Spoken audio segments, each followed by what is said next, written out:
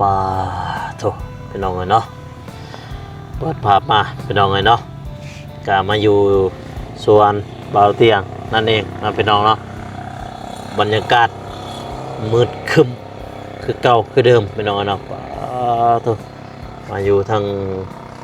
สวนเบาเตียงทองนั่นพี่น้องเนาะบรรยากาศมุมสูงพี่น้องเนาะเป็นจะได้แต่เริ่มกับปัจจุบันพี่น้องเนาะแตกต่างกันหลายบ่เนาะแต่ว่าเบากูเบิ่งนี่แตกต่างหลายอย่างพี่น้องเนาะแต่ก่อนบ่คิดว่าสิมาฮอดจุดนี้พี่น้องเนาะส่วนเบาเตียงเพิ่นพี่น้องเนาะแต่คลิปเก่ากับคลิปใหม่พี่น้องเนาะแตกต่างกันหลายอย่างเลยพี่น้องเนาะมือที่บินโดนพี่น้องเนาะบ่คิดว่าสิมาฮอดจุดนี้พี่น้องเนาะทางสวนบ่าวเตียงเพิ่นงามพี่น้องเนาะเบิ่งคลิปเก่าโอ้โตมาเบิ่งคลิปใหม่พี่น้องเนาะก็งามพี่น้องโอ้ปัจจุบันนี่งามแห้งพี่น้องสะออนกาแฟเป็นตะแถวเลยพี่น้องเนาะงามพี่น้องเนาะสะออนเปิดภาพมาเห็นหน้าเห็นตากันเด้อพ่อแม่พี่น้องเนาะก่อนอื่นหมดเถิดกราบทักทายสบายดีเด้อพ่อแม่พี่น้องเนาะบ่ว่าสิอยู่ภายในหรือต่างประเทศก็ยินดีต้อนรับเข้าสู่ช่องประธานโก Channel เนาะพี่น้องเนาะตั้งชื่อช่องใหม่พี่น้องเนาะมามื้อนี้ก็มาทางสวนเบาเตียงหรือว่าบอสนำพี่น้องเนาะมาเบิ่งมาอัปเดตพี่น้องเนาะได้ยินทางบาวเมฆเพิ่นว่าอีก 2-3 วันก็สิมาลาวใต้พี่น้องเนาะเพิ่นกำลังใส่ปุ๋ยพี่น้องนะไอ้ไม้เพิ่นใส่ปุ๋ยเป้าทุกกำลังใส่ปุ๋ยเลยบาดเลยพี่น้องเนาะอันกระโพดปลาซาลีอันไอแดงนี่จักได้กินบ่กายยามเราก็บ่จักบ่นะน่าจะยังอยู่เบิ่งน้ำท่วมพี่น้องเอ้ยนี่หากรถมาเมื่อกี้นี่พี่โอ้เป็นน้ำออกบ่อนี่พี่น้องนะเป็นน้ำออกบ่ออยู่สวนบ่อเตียงนะไหลมาเลยจังสิพุ่น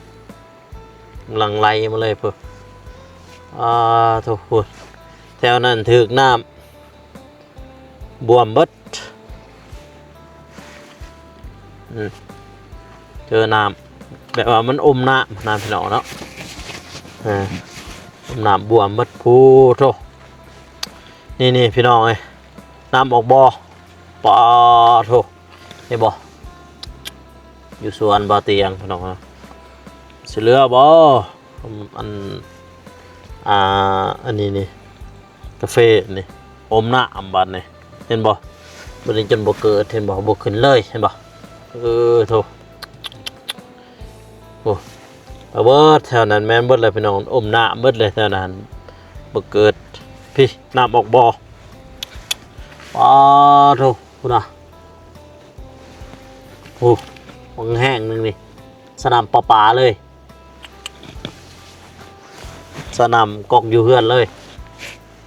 แถวนี้นี่น้ำท่วมหมดแถวนี้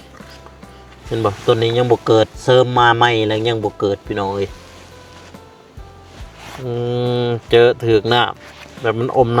น้ำท่วมมันน้ำท่วมหลายก็บ่ดีพี่น้องเนาะกาแฟเฮ็ดให้กาแฟบ่ขึ้นเนาะบ่เกิดพี่แถวนี้โตพี่น่ะโตนี่กาแฟบ่ขึ้นดอกนี่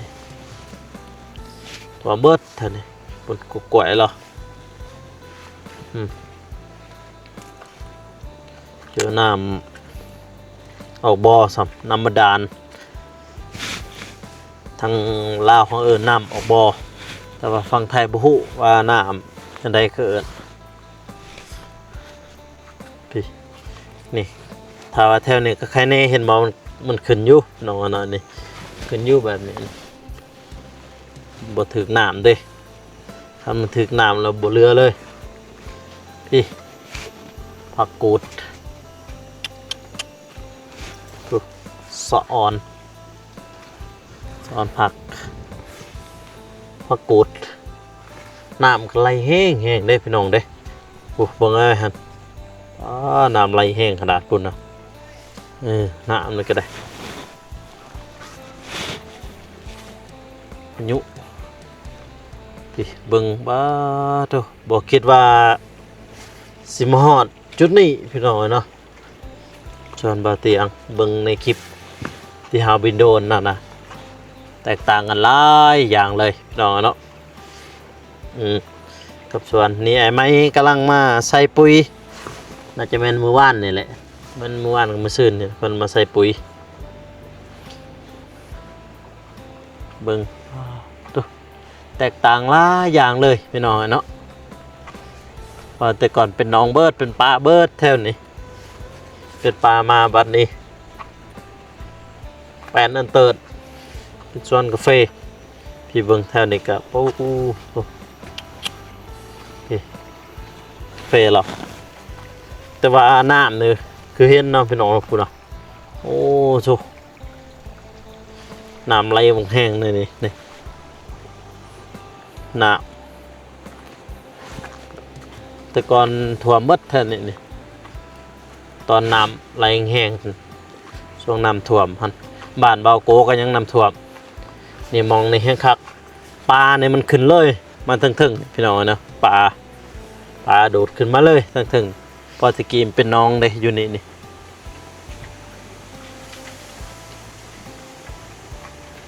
เฟอก็มีปลาก็ไปจักตุ๊เห็นบ่เจาะลงนั่นนี่ใบหน้ามันบวมใบหน้ามันท่วมกาแฟเห็นบ่ถ้าว่าน้ำท่วมกาแฟเนี่ยมันจะเป็นแบบนี้เลยพี่น้องนะมันบกขึ้นเลยนี่เพราะว่ามันอมน้ำเลยน้ำลายเกินไปเขตใดที่ว่าอันมีน้ำท่วมกาแฟนี่บกขึ้นน้องพี่น้องเนาะคือจังเชนบ่กาแฟนี่บกเกิดเลย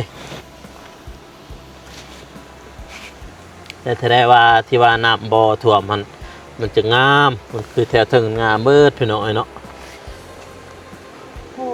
หน่อไม้เพิ่นนี่เบิ่งน้ำท่วมเบิดแถวนี้บ่เหลือหน้าฝนกันจังซี่แหละพี่น้องเนาะหน้าฝนมีหมกแตงบ่มีบ่หมกแตงโอ้โหมาจักได้หมกแตงหน่อยหนึ่งเนี่ยโอ้ยโอ้โหเดี๋ยวเก็บผักเมื่อกินเบิ่งทางนี่ที่ว่าน้ำบ่ท่วมงามพี่น้องเนาะว่าน้ำบ่ท่วมมันงามว่าน้ำท่วมนี่ไม่รอดคือจังซีนบ่แต่งงาแล้วพุ่นปีนาปีเนอร์นี่เก็บแล้วส่วนบาเตียงนี่ปีนานี่ได้เก็บแน่นอนแล้ว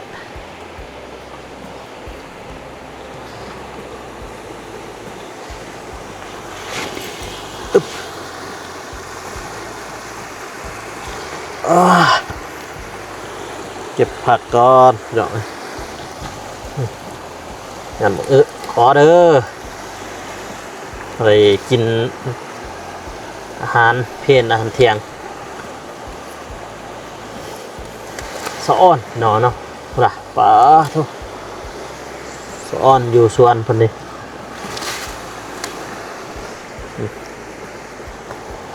ยอดบักยอดผัก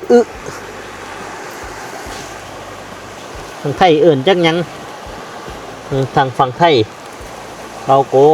อันบ่ฮู้ปานใดเด้อพี่น้องเด้อฝั่งไทยจักเอิ้นจังได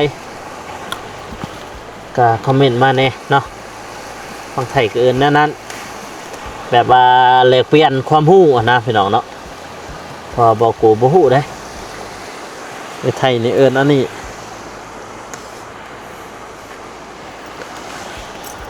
อึ๊บนี่อึ๊บนี่ได้ก็คือไปต้มไปอันนี้อาหารแรงอึ๊บป่า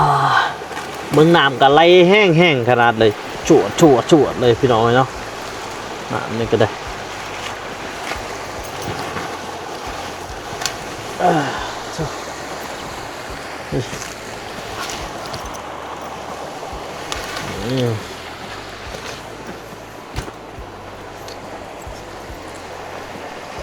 โอ้โหดูนะสะออนแถวนั้นก็ไล่พี่น้อง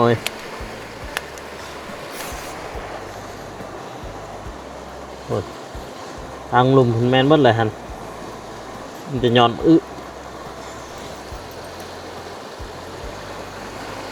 ย้อนมือ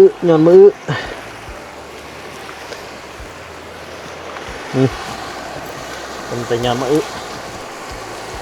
อู้น้ำกระไรแต่ว่าถือธงยางมาอยู่เด้อพี่น้องเด้อมาเก็บผักเลยเฉพาะยางเข้าบาน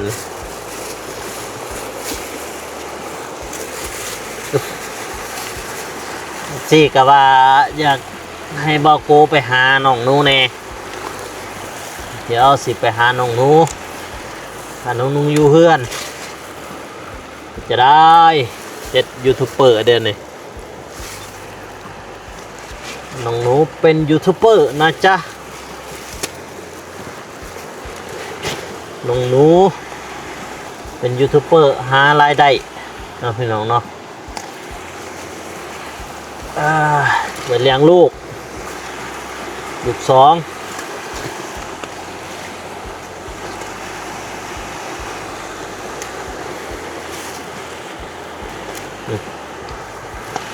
โทโอ้ลมแล้ว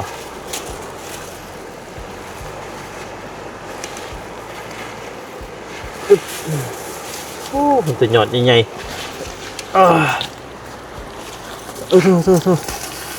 นี่ได้ย้อนมือกินสอนเบิร์ดเถอะนะฮัน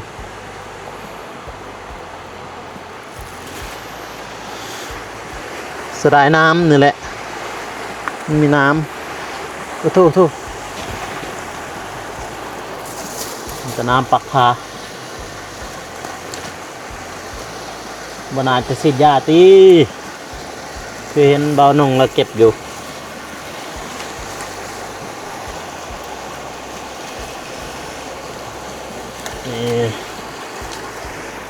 นั่นแหละนี่น้ำมันจะนอนยังไงปวดเบื้องทางหวยแห้งไหลพี่น้องเอ้ยเบื้องหวยพุ่นชอบ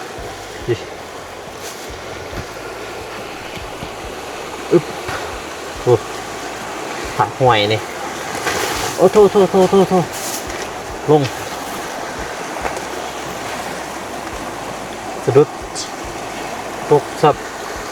เอาผักเขาตัวนี้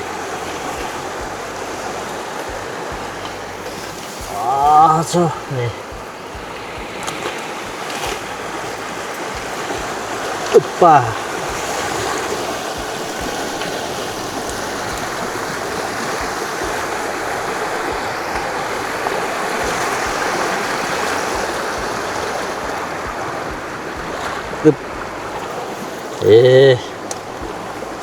ผักน้ำ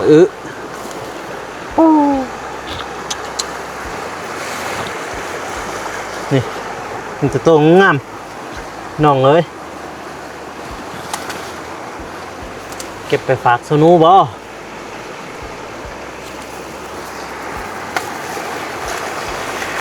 โอ้โถ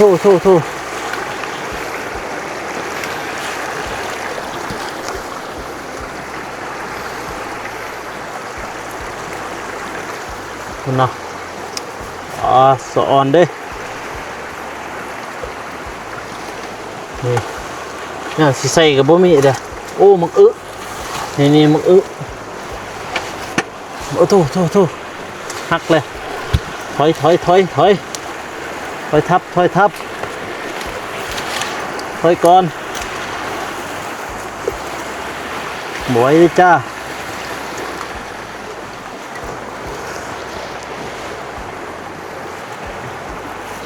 ฮึบจ้าเยอะ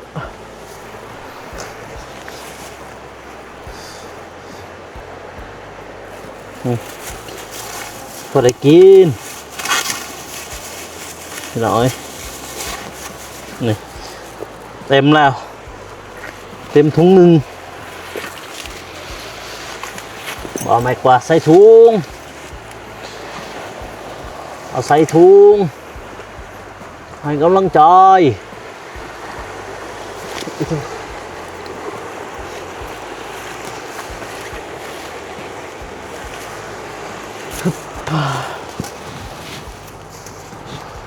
พอแล้วสำนี้เดี๋ยวมันเบิดประสาท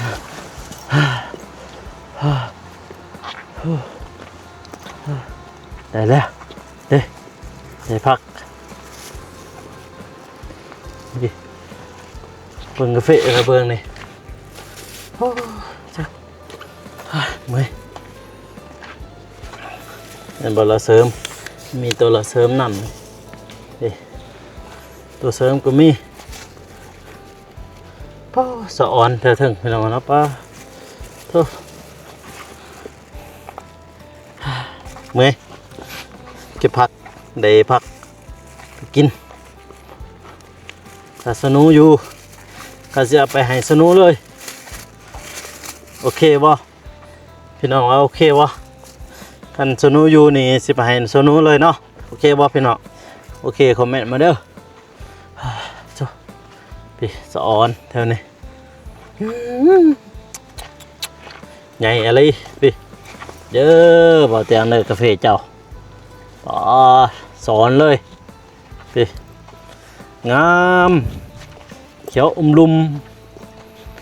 กาแฟบ่าวเตียงพี่น้องเนาะอยู่บ้านกองตูนเมืองปากซองแห่งกับประสักขึ้นหน่อยโอ้ยผมนี่กันยาวอีกเลยมาแต่นั้นตัดเลยนี่ยาวอีกตัดไม่อีกหน่อยตัดสั้นๆเนาะ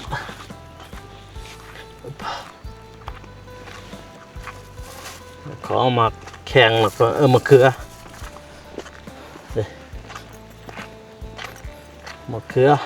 แล้วเกิดคือกันเกิดลายอยู่มะเขือนี่มีมะเขือมักถั่วดินของไอแดง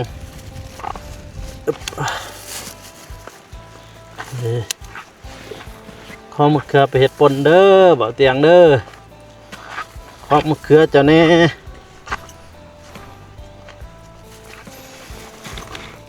นี่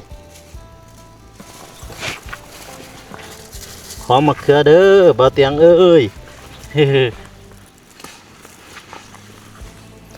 ขอมะเขือไปเห็ดปน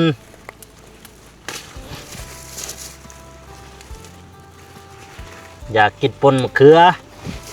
คุยกับเขาโอ้โหแสบพี่น้องเลยเถอะ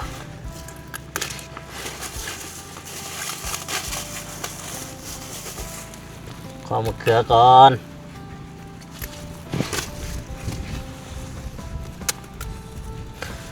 อุ๊บป่ะไอเห็ดปนเนี่ยเนาะ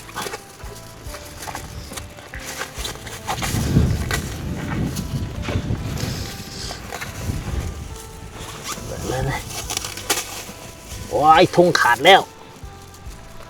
ทุ่งขาดแล้วทุ่งขาดแล้วโอ้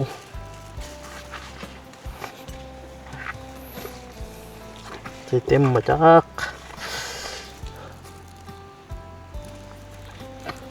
ปะ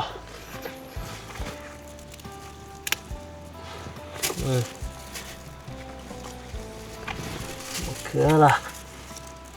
เอาไปเห็ดปนกินตอนเพศ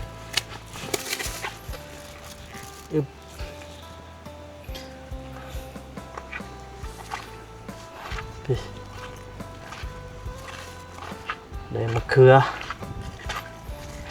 ไปแบ่งเท่านูเนไปป่นมะเขืออึบป่ะพูยังน้อยใหญ่นี่อึบเฮ้ยมีถากมาจากนี่เห็ดแล้วพี่น้องเอ้ยนี่ผมเป็นอยู่ส่วนบ่อเตียงเด้อนี่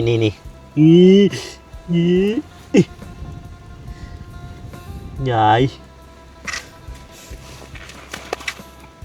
อยู่ส่วนเจ้ามีเด้อเฮ้อไปเลยเด้อบ่อยู่เลยเด้อไปคือกันเลยเด้อบัดนี้เด้อเจอถากบัดนี้โอ้โหพักอันนี้เพิ่นเจอถากพี่น้องเอ้ยอยู่ส่วนบ่อเตียงนี่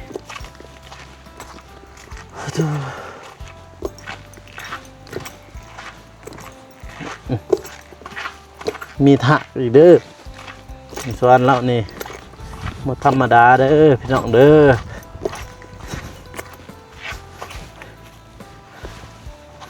ส่วนน้องเจนนี่มีถาก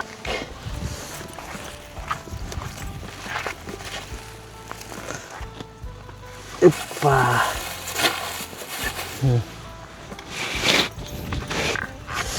เยื่อส่วนน้องจีเจ็บแสบดิไอ้ไม้ใส่ปุ๋ยนี่แบบนี้เดี๋ยวเฟะละกินดิบก็ได้มะเขือพี่น้องเนาะปลอดสารพิษเลย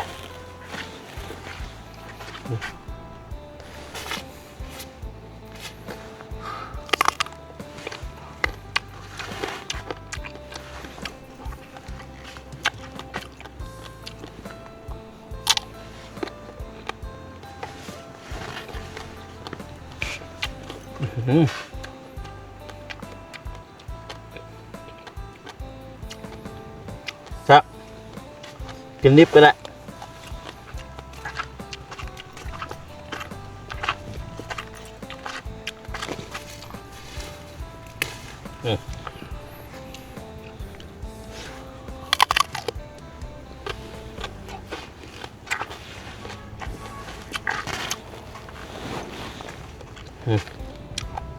มะเขือ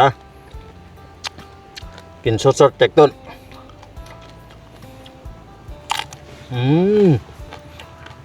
ครับ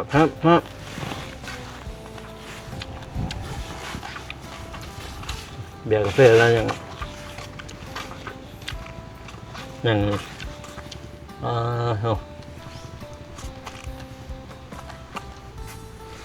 จะเสียดายแถว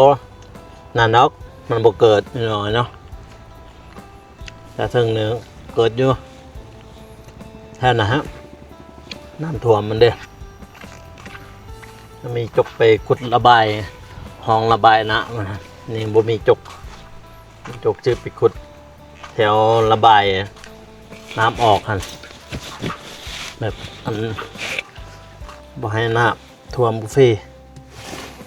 มีถาดเด้อพี่น้องเด้อเห็นบ่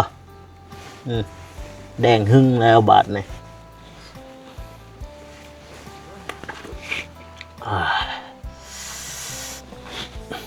นี่ปุ๋ยนี่ อาจจะแม่นมือว่านนี่แหละเราใส่ถ้าแม่นมือว่านกับมือเช้าแต่ว่ามือเช้านี่น่าจะบ่ทันพี่น้องแม่นวานนี่มีมันอะไม่มีน้ำอึ๊บจิบไม่มีน้ำจักหมักถั่วดินไอ้แดงอันได้แล้วบ่มากทุเรียนก็มีเด้อพี่น้องเด้ออยู่สวนเปล่าเตียงนี่มากทุเรียนก็มีเฮาเห็นอยู่แต่บ่ฮู้ว่าสิเกิดหรือบ่เนาะมากทุเรียนพนันแต่มีอยู่เฮาเห็นอยู่เบิ่งเด้อ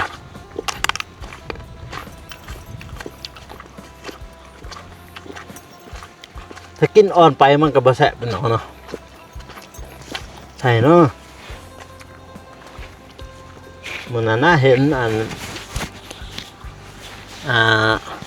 โกมาทุเรียนมึงเด้อหาเด้ออยู่สวนบ่าวเตียงนี่มีโกมาทุเรียนบ่ได้ธรรมโนลาได้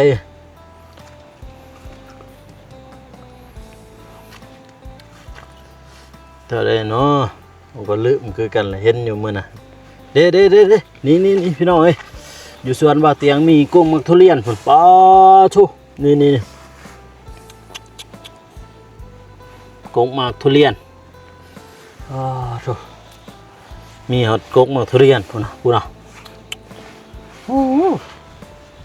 มันมีไม้อ้อมเฮ้ยอย่าแต่เขาเตะหยอดไปแล้วเลยฮะไปเกิดเลยมาปากซองระวังตัวถากเด้อพี่น้องเด้อตัวถากฝั่งไทยก็เอิ้นจังไดเนาะตัวถากเนี่ยเนาะตัวหยังคือเอิ้นตัวถากระวังหน่อยเด้ออยู่ส่วนบ่อเตียงพบพี่น้องหมากทุเรียนหมากทุดินหมากไฟคือเดี๋ยวจะลองลกของอันไอแดงเพิ่นเบิ่งว่ามันได้ทำได้แล้วหมากทุดินเพิ่นนี่นะขออนุญาตลกเด้อเบิ่งถ้าเฮาบ่ฮู้ดอกว่าเขาลกคนเป็นจังไดต้นทันไรเฮ้ยทันมีเลยเท่าเด็ยังบ่ทันมีเลยแถวนี้โอ้ยเจ็บอันขาถากกัดก็ประมาณนั้นน้องพี่น้องเนาะมื้อนี้ก็มาเบิ่งเดี๋ยวมาจอบเบิ่งสวนบ่าวเตียงน้องพี่น้องเนาะมาเบิ่งมาถ่ายคลิปพี่น้องเนาะความแตกต่างระหว่างตัวเก่าแล้วก็ตัวใหม่แล้วก็บ่าวโกเองก็บ่คิดเนาะว่าสิมาฮอดถึงคันนี้น้องพี่น้องป้าโถเบิ่งงามแฮงพี่น้องเนาะบ่สิเป็นแต่เก่าเบิ่งแต่เก่ากับป้าหกตื้อๆเลยพี่น้องเนาะมากับบ่าวนุ่งแม่นบ่ว่าสวรรค์มาเบิ่งมาช่วงนี้เป้าโชงามสุดยอดเลยพี่น้องเนาะเอาท้ายนี้บ่าวโกสิขอตัวลาไปก่อนเด้อพ่อแม่พี่น้องเนาะก็อย่าลืมฝากกดไลค์กดติดตามเพื่อเป็นกำลังใจให้บ่าวโกเฮ็ดคลิปต่อๆไปนะพี่น้องเนาะท้ายนี้ก็บ่าวโกบ่มีหยังมากมายสำหรับคลิปนี้ขอกล่าวเข้ามาสบายดีพี่น้องแล้วเจอกัน EP หน้าเด้อพี่น้องเด้อบ๊ายบาย